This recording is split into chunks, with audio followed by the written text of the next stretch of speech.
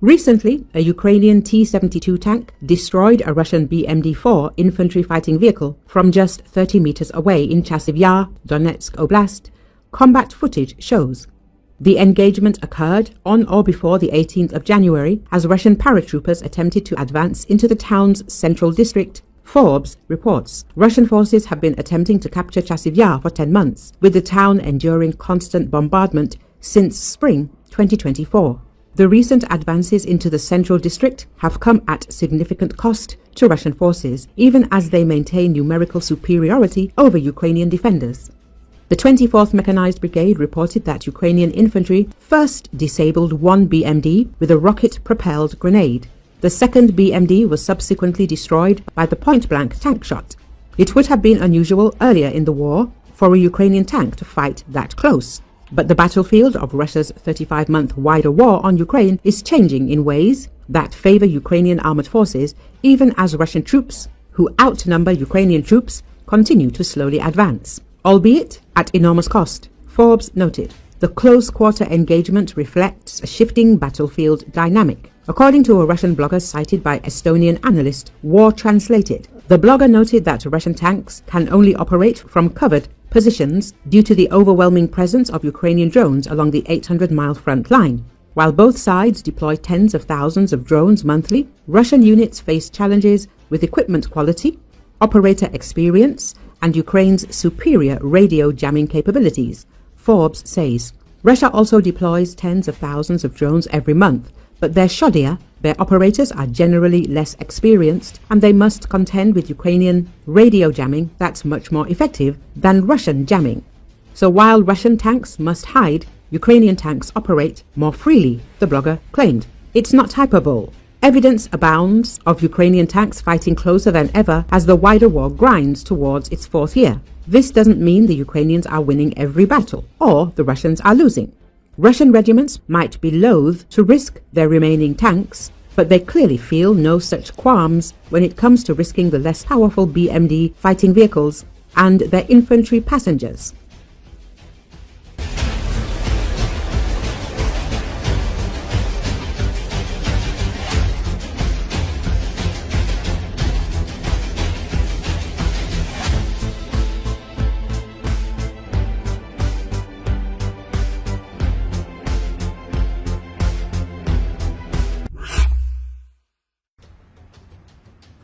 Other aircraft, including attack aircraft and the multi-role, super-maneuverable Su-35S fighter, was spotted at the Engels airfield, which is key for Russia's strategic aviation.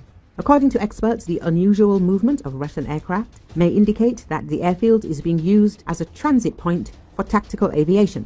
According to Defense Express, at the end of December 2024, Su-34 bombers were recorded at the Engels airfield, a key location for Russia's strategic aviation, which in itself looked unusual. As it later became known, Su-25 attack aircraft were also moved, which further increased the surprise due to their placement at such a remote facility next to the Tu-95MS and Tu-160.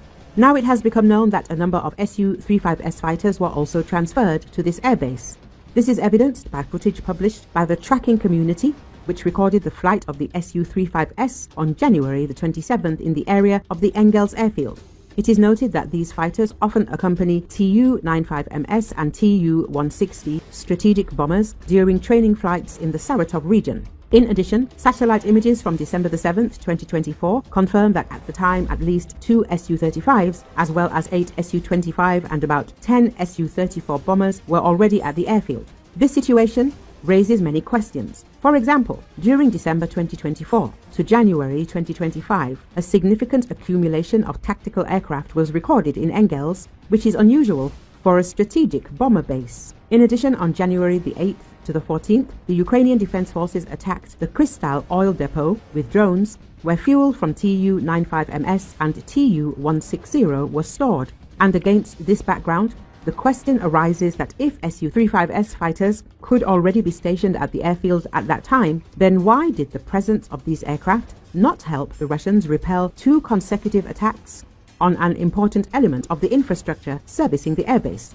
The publication says, according to experts, one possible hypothesis is that the Russians were temporarily using Engels as a staging point for tactical aircraft, which would explain the appearance of the Su-25, Su-34 and Su-35S. However, after the attacks on Kristall, the command could have decided to use the Su-35S to protect the facility from further attacks. At the same time, when already in January 2025, 2 attacks took place on the Kristall oil depot near Engels, the Russian military command decided to use the Su-35S aircraft available there to provide air defense cover for this airbase, the analysts state. Experts say that Russia's Su-35S fighters, Tu-95MS and Tu-160 strategic bombers deployed at Engels airfield are again the target of Ukrainian drones and missiles. The Engels airfield, which the defense forces attacked on January the 12th, contained a specific fuel, T-8V, for Russian strategic bombers Tu-160. Defense Express editor-in-chief Oleg Katov said that Tu-95MS are also based at Engels, but they fly on regular fuel. At the same time, the Tu-160 requires T-8V fuel. The expert added that Engels is the main base for the Tu-160.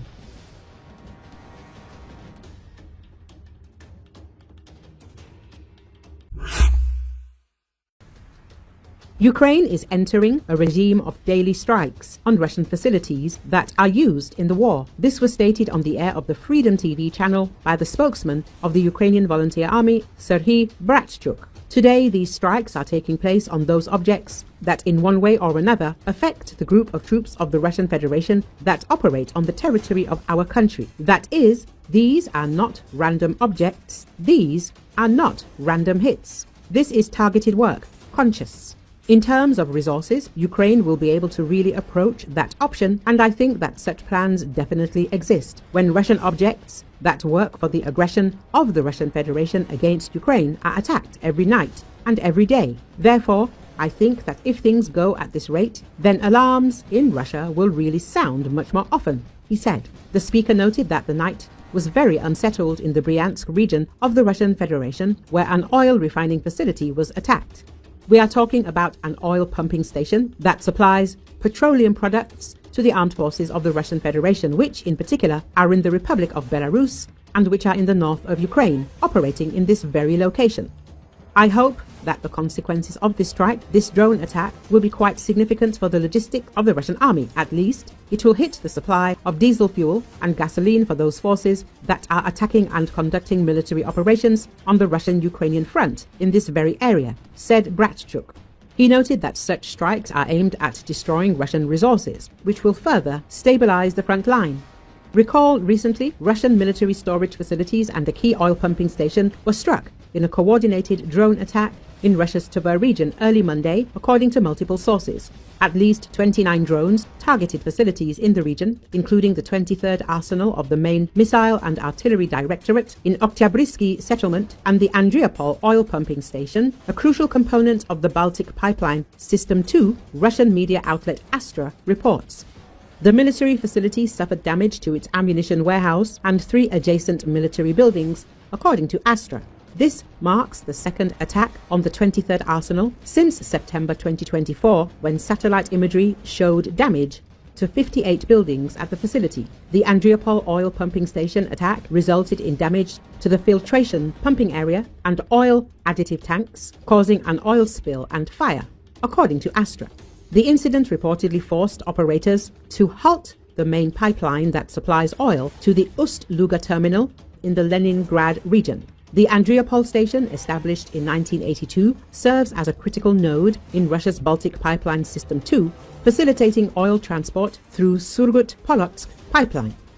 The facility had undergone recent modernization to meet stringent pipeline transport requirements, according to previous statements by Transneft Baltic's chief engineer, Yevgeny Inzevatov.